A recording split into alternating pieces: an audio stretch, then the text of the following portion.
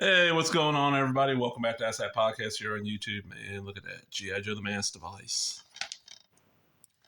Look at that. All the episodes, all 5 episodes, a look back at the writer. This, man, what year is this? 19 what? It says 2009. Damn. 80 what? 80, 82 maybe? It doesn't say anywhere on here. And I can't look it up because I don't have internet where I'm at right now. Motherfucker. I'm trying to think what grade I was in. I was about 8. So what? It's about 3rd grade. I just remember the announcement for this. I'm like, oh shit, I love G.I. Joe. I had a bunch of the figures. I'm going to watch the show. And it was like a miniseries, came on Monday through Friday at like 3:30.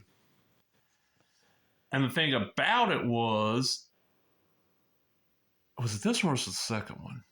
One of them, you wrote in like in advance, sent in a postcard in advance. If they drew your name and said your name on TV, they'd be calling. No, they would call you during the airing of the episode. And if you answered, you won a bunch of stuff. And I can remember I'm watching it, and my dad got on the phone. I'm like, get off the phone. They better call me. I'm like, look, they better call me. He didn't understand. This is the first G.I. Joe miniseries. This was got the G.I. Joe Real American Hero starter, which we had 2 miniseries, a movie, a long-running show, and then Deke took over and went from there. And we got Flint, we got Snake Eyes, Roadblock, Scarlet, Duke, Cobra Commander on the front here. Cobra Commander Destro made a new weapon, the Mass Device, teleportation machine. With it, they will control the world. The only way the G.I. Joe squad can stop Cobra is to build their own Mass Device. But they need 3 rare elements from dangerous places around the globe. The G.I. Joe unit races to find these precious materials, knowing the fate of the world depends on their success.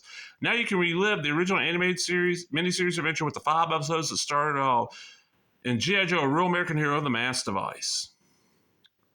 Like, Duke gets captured by Cobra and has to fight in like a gladiator arena, and he fights this guy that comes like Thongar, if you remember the Thongar.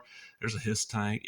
This was a lot of fun. This is one of those where a couple of weekends ago, usually on Saturdays I'm somewhere gone filming a wrestling show, so on Sundays when I come home, because our fiber internet is still not here yet, we're waiting on it, I start uploading my footage.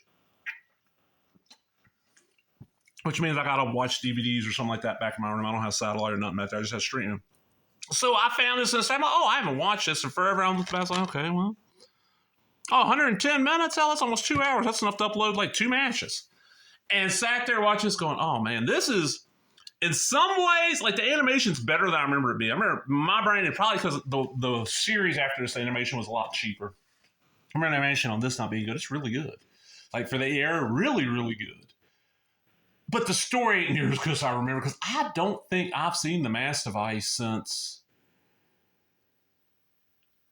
it originally aired, or when they syndicated G.I. Joe, if they reran that as part of it, which they probably did. I probably saw it in the air. But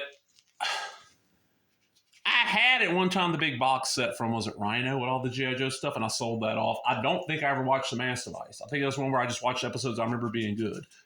So, man, fucking Mass Device. And the disc ain't nothing special. It's just, the jets. I don't get this semi-eco shit. Look at that. A little bit less plastic. No. And this is one of those where I probably paid either $5 or less for this, which ain't bad. Yeah.